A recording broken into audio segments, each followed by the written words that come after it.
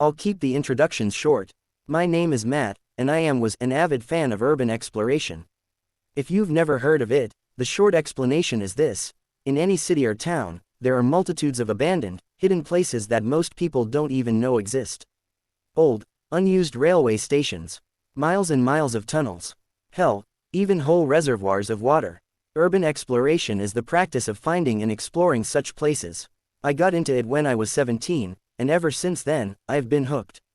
Good thing too, seeing as I'll be spending my entire life in the underbelly of this city, hunted by an uncaring government that probably wants me dead to ensure my silence. The man who went through this horror with me, who I know only as Rodriguez, sits next to me. He too will spend the rest of his life hidden away, a mute observer and confidant as I write these words. I don't hope to forget what I've seen. That will never happen. The best I can hope is that, after reading this, you too will see the truth, one day. So, here goes. The day it began, I left my house in the morning, full of excitement. I'd received a tip from a fellow urban explorer about some sort of old, abandoned complex deep beneath our city. She'd sounded ecstatic about her find, which I could hardly believe. She was an explorer far more experienced than me. This place really had to be quite something to get her this worked up. She told me that it looked like some kind of semi-military installation, abandoned for God knows how long. Perhaps a WW2-era resistance hideout, she'd theorized. As if I'd needed more reason to see the place. I had my usual gear with me: a flashlight, a coil of rope, a first aid kit. I wasn't expecting any trouble, but it pays off to be ready. Exiting the surface through an innocuous-looking rusted door, I walked, climbed in places, crawled for an hour through a series of ducts, chutes and cable-strewn passageways. It was clear that this was not the correct entrance to wherever I was going, but rather an ad hoc infiltration route. Already, I was captivated. Finally, I dropped down from a grimy air duct, lifted my light and looked around in wonder. My friend hadn't been exaggerating. This place was an urban explorer's dream. I was in a large, circular room with 4 exits, apparently a crossroads of some sort. Narrow passageways led off in every direction of the compass, all but one sloping upwards. The last led steeply downward.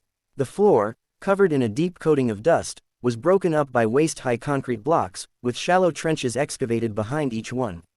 Looking back on these events, I realize one thing: these concrete blocks, obviously intended to take shelter behind, were all facing towards the single downward-heading passageway. Whoever had built this place hadn't intended to defend against an attack from the surface, but from beneath the ground. In my excitement, I somehow managed to ignore this fact. After taking a photo of my surroundings, I continued down one of the passageways. Obviously, I took the one heading downward. The corridor went on for about half a mile, before ending at a large iron door, an iron circle set in its center. I grabbed it and pulled. At first, it wouldn't budge, but after several hard pulls, it swung open with a squeal of rust-covered hinges. Beyond was another room, this time with only a single other corridor, again leading down.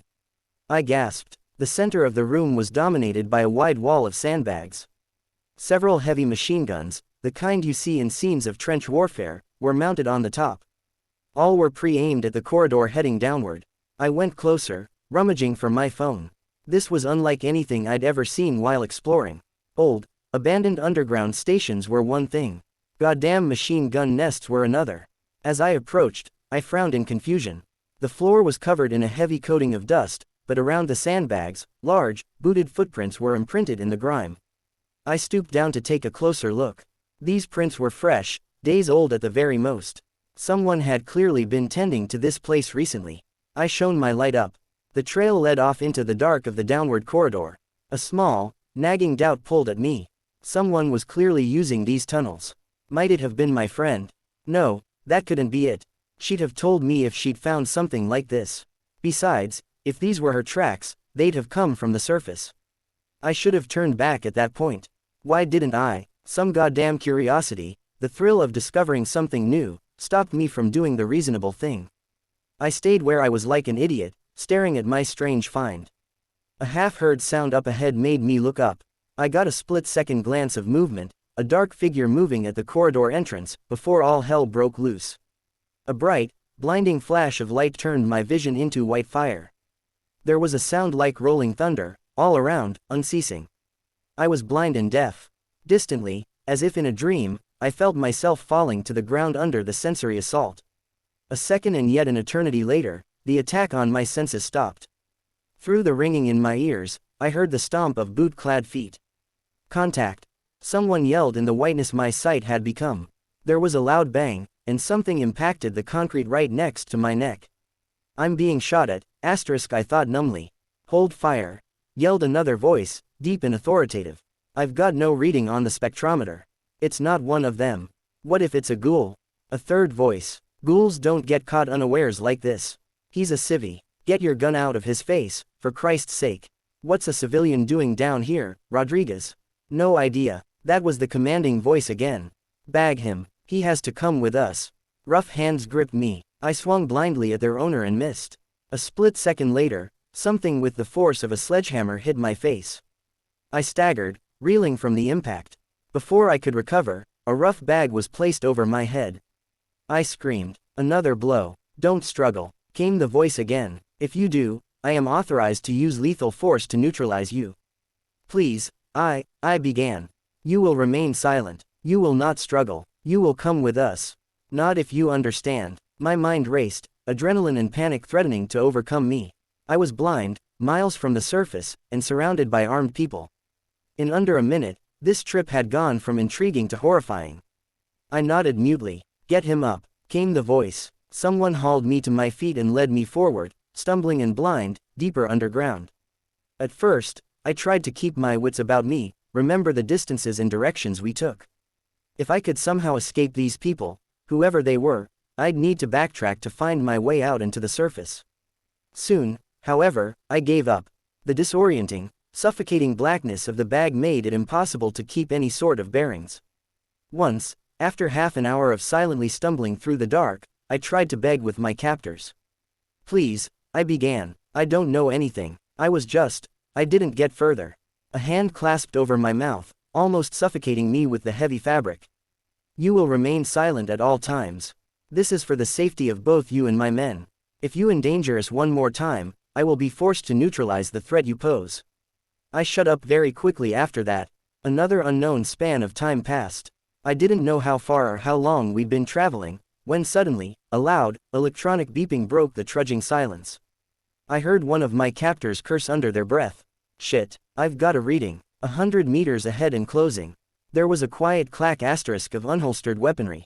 A hand pressed down on my back, forcing me to lie flat on the ground. I felt someone's hot breath next to my ear. Whatever you do, remain absolutely silent. That was the voice of the man they'd called Rodriguez. Don't move. Breathe quietly unless you want to be found. And trust me, you don't want to be found. The beeping got more insistent, higher, pitched. 50 meters, someone said. Lights out, sound down. The beeping stopped. No, I could still hear it, but muffled, incredibly quiet, echoing from an earpiece. It was growing faster, more insistent. Breathe quietly unless you want to be found. The shallow inhale-exhale of my captors and the blood pounding in my ears suddenly seemed as loud as a thunderstorm. For a few, terror-filled seconds, there was absolute silence. And then, dead ahead, one of the soldiers yelled. The air exploded with the sound of gunfire. It was an unceasing hammering as my captors emptied their clips, ran dry, reloaded and fired again. Strobing light flashed through my hood. The stench of gunpowder choked my throat. I almost screamed. The fire died off as quickly as it had begun. There was a click as someone slotted a new magazine into their rifle. Movement, negative. Spectrometer, no readings. It's either dead or escaped. Get the civvy up. We need to move, before more of them arrive. I was hauled to my feet. This time, we didn't walk down the corridor, but went at a brisk jog, strong arms holding me up whenever I stumbled. Finally, just when I thought I couldn't take any more, we stopped. There was a grinding of iron hinges. Through the black bag over my head, I could hear voices, the hum of machinery, the bustle of activity. The air changed, becoming warmer, more packed. Somehow, I knew I was in a massive room, or maybe a cave. There were unseen people all around me. I was led forward again, up a steep flight of stairs and along some sort of gangway. A door squealed open, then shut behind me. Without warning, the bag came off my head, and I squinted at the sudden light. I looked around, amazed, afraid and confused in equal measure. I was standing in some sort of large office. Maps and reports papered the gray concrete walls. A heavy steel table dominated the center of the room. Behind it, mounted on the wall, was a massive electronic display, showing an intricate map of interweaving corridors, rooms and caverns. Various points on the map glowed green, while several blinked a threatening red. A man stood behind the desk. He was tall and muscular, with salt and pepper hair, dressed in combat fatigues and a plain black shirt. A gun was holstered at his waist. Before I could say anything, he held out his hand to me. "My name is Major Rogers. I'm sorry for the rough treatment you've had, but it was, unfortunately, quite necessary." Utterly confused, I took the offered hand and shook it limply. "M. Matthew Daniels." Rogers smiled at me, though it was a forced expression. "I'm sure you have many questions, but I'm afraid I can't answer any of them. In fact, you'd do best to forget everything you've seen and heard here." I began. "Please, take some time to collect your thoughts," Rogers said. "There are certain matters we must discuss, and it's best if you have your wits about you before we begin." I swallowed the 1,000 questions I was thinking of, forcing my racing mind to stop and assess. "What is this place?" I asked finally. "That's classified," Rogers answered. "What the hell is going on?" I said, forcing an edge of anger into my voice. "That's also classified. Like I said, I can't tell you anything." "Then, what's going to happen to me?" Rogers sighed. "I'm afraid you're going to have to stay here for a while, possibly even a few days. I don't have the authority to make the call of what to do about you. We've notified command of your presence, and someone with higher clearance will be on their way shortly. My guess, you'll sign enough NDAs to bury yourself under, then you'll be given a new identity and relocated to somewhere where no one knows who you are." My head swam. This was insane. This couldn't be real. This was, you can't do this. I whispered incredulously. "I have rights. There's no way. I'm afraid none of that matters down here. Not in this war." I leapt to my feet, the chair crashing down behind me. "You son of a bitch, you let me go right in." The door opened behind us. A grim-faced woman, a pistol gripped in her hand, peered inside. My heart sank. "Everything all right, sir?" "Yes, Corporal," Rogers said calmly. "Leave us, please." The woman glanced at me, then shrugged and closed the door again. I collapsed in my chair, defeated. "I understand this is hard to come to terms with. I will have my soldiers escort you to your temporary quarters, where you can gather your thoughts." Then, without warning, a wailing siren drowned out the major's words. He wheeled around. On the screen behind him, green lights were rapidly turning red, all over the map. All converging on one place. From outside the office, I heard frantic activity, snatches of desperate reports and orders.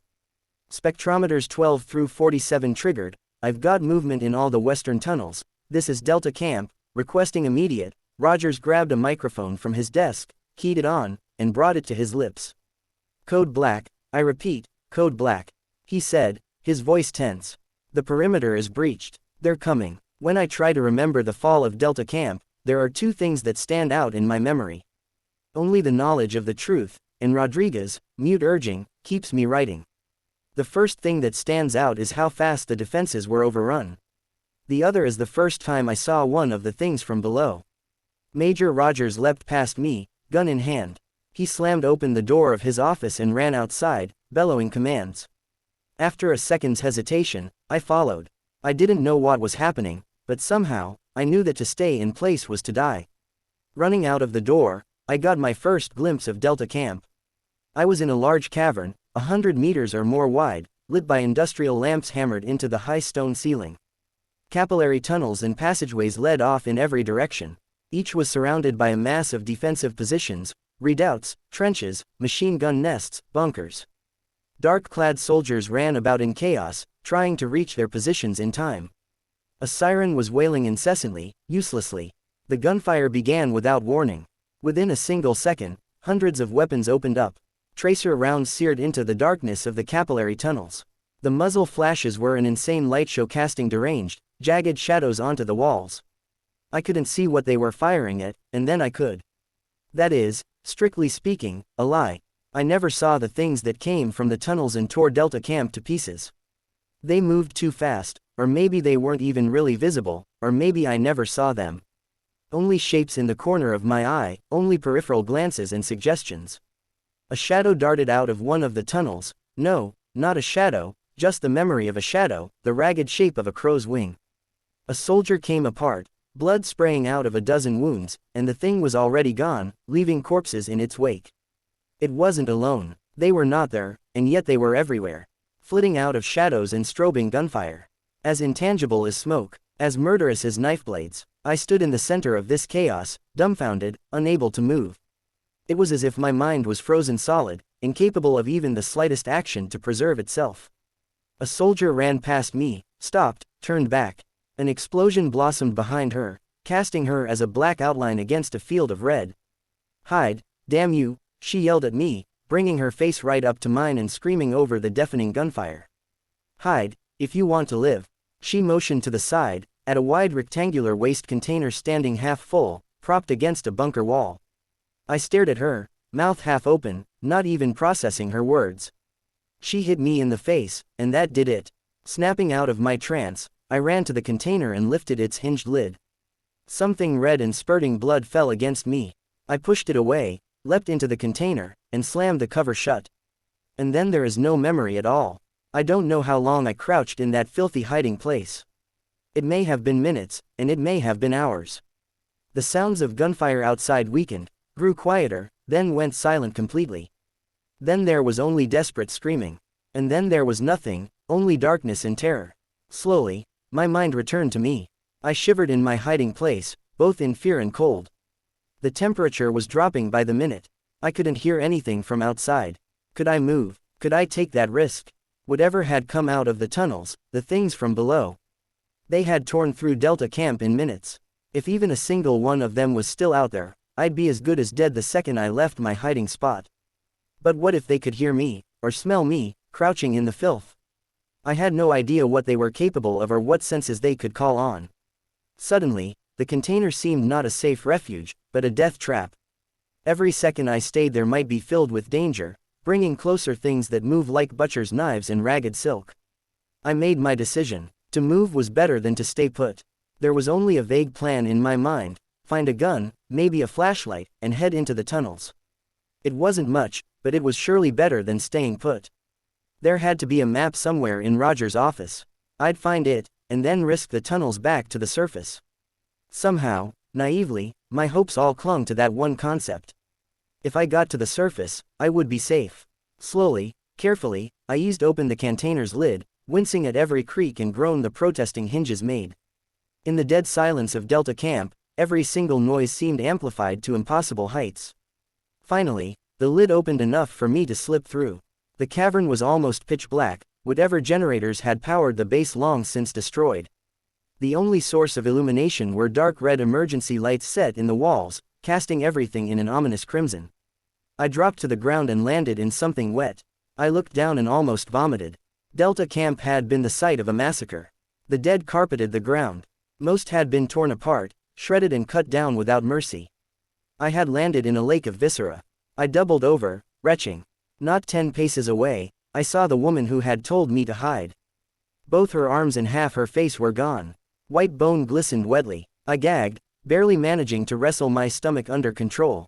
Focus, asterisk, I thought to myself. Don't look at them. Weapon, flashlight, map.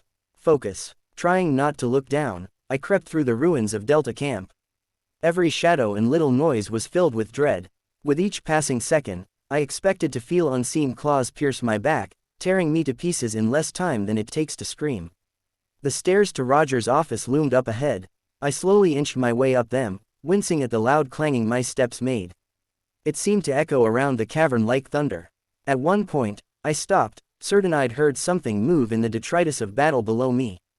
For a minute, I stood stock still, half crouched, prepared to leap away into the dark at the slightest sign of danger. Nothing. It was nothing. I had to keep moving. Slowly, I reached the top of the stairs and snuck down the gangway leading to my destination. All I needed was to get inside, and then voices. I froze. Every sense I had was stretched to its limit, every muscle bunched and ready for flight. There they were again, whispers, barely audible, coming from behind the closed door to Roger's office. Shit, asterisk, I thought to myself. I stood still, trying to calm my breathing and catch what the voices were saying. Move out as soon as possible. They'll be back, That's certain, and we can't stay here waiting for more survivors to find us. Where do we go, though? Who's to say Gamma Camp hasn't been overrun as well? Same goes for Beta and Alpha. We have no idea what's happening up above, all our communication lines are dead. The first voice again. If Alpha's been taken, we've already lost the war. If we strike out for the surface, it'll give us a chance to survive, at least. Staying here is suicide. A new, third voice. Does anyone know what happened to the Major? There was a pause. The Major's dead, said someone. I saw it happen. He's gone. God, we can mourn later. Right now, we need to get moving. They'll be back soon, and the tunnels will be crawling with ghouls, too. Right, you're right. Time to move out. Through the door, I heard footsteps. Shit, I thought to myself, panic rising up to smother me. I scrambled backwards, desperate to get away from the door and hide. In my haste, I forgot to move silently. My foot clanged loudly on the metal stairs. I froze. The sounds from within had stopped. The doors swung open and dark shapes moved within, bristling with weapons. A flashlight stabbed at me, blindingly white. Don't fucking move, someone hissed. Hands above your head, do it now. I did as I was told. The dark shapes moved forward, resolving into a squad of 7 soldiers dressed in dark combat uniforms. All were armed to the teeth. They trained their guns on me, edging closer. Who the hell are you? Said one of them, a dark-haired man with a goatee and angry eyes. He stepped closer, bringing the muzzle of his rifle up to my face. I'm Matthew Daniels. I stammered out, I'm not one of you, I'm a civilian. Please, ain't no fucking civvies in Delta Camp, the soldier interrupted me. He half turned his head to his comrades. He's a ghoul, damn it. We should just shoot him and be done with it. He's telling the truth, Anderson, said a familiar voice. Rodriguez, I realized. One of the men who'd captured me. I was there when we found him. Somehow, he found his way into one of the fallback tunnels. Anderson glared at me, clearly distrustful. Put your guns down. He's not a threat, Rodriguez repeated. Slowly, grudgingly, the soldiers complied. What do we do with him? Someone asked. I began. Leave him, growled Anderson, cutting me off. He's just dead weight. A civilian won't make it 5 minutes down here. We can't just leave him down here, someone said.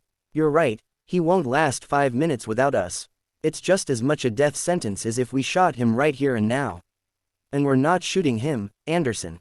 I started again, only for another soldier to interrupt me again. Gamma Camp is half a day's journey away. He can keep up that long. We'll see about that, Anderson muttered, half to himself. So, it's decided, said Rodriguez. The civvy comes with us. The entire squad looked over at me expectingly. I nodded weakly, head spinning. All right, time to move out, Rodriguez said. The group filed past me, weapons half raised. For a second, I stood, dumbfounded. Things were moving too fast for me to follow. Rodriguez turned around and raised an eyebrow. You coming? Finally, I nodded and fell in behind him. Our group crept through the ruins of Delta Camp and entered a passageway sloping upward. We were a bobbing line of flashlights, illuminating the darkness with cones of luminescence. Every now and then, we'd reach a crossroads. At those times, the soldier in front would consult her map, exchange a few quiet words with 1 or 2 comrades, then set out down one of the corridors silently. I imagine you have a lot of questions, Rodriguez whispered to me as we stalked through the dark. That's an understatement, I muttered. Major Rogers said that he couldn't tell me anything at all. Well, the situation has changed a bit, wouldn't you say? Rodriguez answered. If we're going to get out of here alive, we'll need all the help we can get. I'm sure the higher-ups won't be happy about it, but considering the clusterfuck this whole operation has become, I'm pretty damn sure I can afford to let you in on a few secrets. I stayed silent. Rodriguez continued. There's a massive network of tunnels beneath this entire area. It stretches out for miles, and it goes way, way down. There's things living in these tunnels. The official name is USL, uncategorized subterranean life form, but we mostly call them the things from below. We don't know what they are, or where they come from. All we know is, they want to get out, and we can't allow that. I think I saw one of them, when Delta Camp fell, I said. Well, I didn't see it, exactly. Just movement. No one's ever seen one, Rodriguez replied. There's never been a confirmed visual. We've never found a body or caught them on video. You can barely catch them, just glimpses in the corner of your eye, or a blur of movement before they strike. It's like your gaze skims to the side every time you try to get a proper look. How do you fight them, then? Rodriguez rummaged around in his tactical vest and pulled out a palm-sized black box. Several wires led off from it, one leading to the earpiece he was wearing. We use these babies, we call them spectrometers, although I have no clue what kind of wavelength or radiation they actually pick up. They can detect the things from below, tell you their rough direction and distance. In the tunnels, that's enough. You pre-sight your gun down where they should be, and you pray to God they don't get close enough for you to get a glimpse. And if they do, you open up and hope you hit them. Quantity of firepower is just as important as quality. For each one of these things, every person in a squad will fire a full clip on full auto. Sometimes two, just to be certain. We don't know if the bullets actually hurt them, but if you're lucky, they'll disappear or retreat or die or whatever the fuck it is they do when they get hit by our firepower. That's why we need to keep this contained, keep it in the tunnels. If they ever get to the surface, it's over. In the open, you just can't fight them. So, you don't know where they are, where they come from, or if you can really even kill them. I said, head spinning. How long has this been going on? Rodriguez smiled grimly. Whole generations. We don't know how many, but rumor is, Anderson's granddad was stationed here. His dad, too, might explain why he, so damn grim. This is the first time I know of that the things launched an attack like this, though. It's always been ambushes in the tunnels, preying on our patrols and stragglers. Wait, Anderson's grandfather fought here. That would mean, this war's been going on since Stalin breathed his last. Longer, possibly. I cursed under my breath. Rodriguez smiled grimly. Until now, the war was a stalemate. They couldn't get out, but we couldn't move advance an inch. Once, a scouting patrol managed to get real deep into the tunnels, miles down, into an area we call the pit. The single radio report we ever got back from them spoke of some sort of structures down there, a temple. We've never been able to confirm that, though. I trudged on in silence for a while, letting all this sink in. When you captured me, someone mentioned ghouls, I said finally. They thought I was one. Oh, right, Rodriguez answered. I forgot about those. He sighed deeply. Every now and then, a patrol or a small camp will go missing. Sometimes, those men are found dead. Sometimes, they come back, but, changed. They worship the things from below, I think. The tunnels are full of them. They're fast, they're strong, and they can hide pretty much anywhere. The spectrometers don't pick them up, either, so you need to stay on your guard. Looking up, I saw our group had stopped at a crossroads, the lead soldier once again checking her map. Left to think about Rodriguez's words, I felt a wave of terror mounting inside me. It was as if I was suffocating, drowning in my own fear. What should I do? I asked him, the words a choking whisper. Everything's happening so quickly, can we even hope to live through this? Rodriguez put a reassuring hand on my shoulder. Keep your wits about you and stay as quiet as possible. We'll see you through the rest. I raised my head to thank him. The shadow standing quietly behind Rodriguez opened its eyes and smiled. Please subscribe and thank you so much for listening.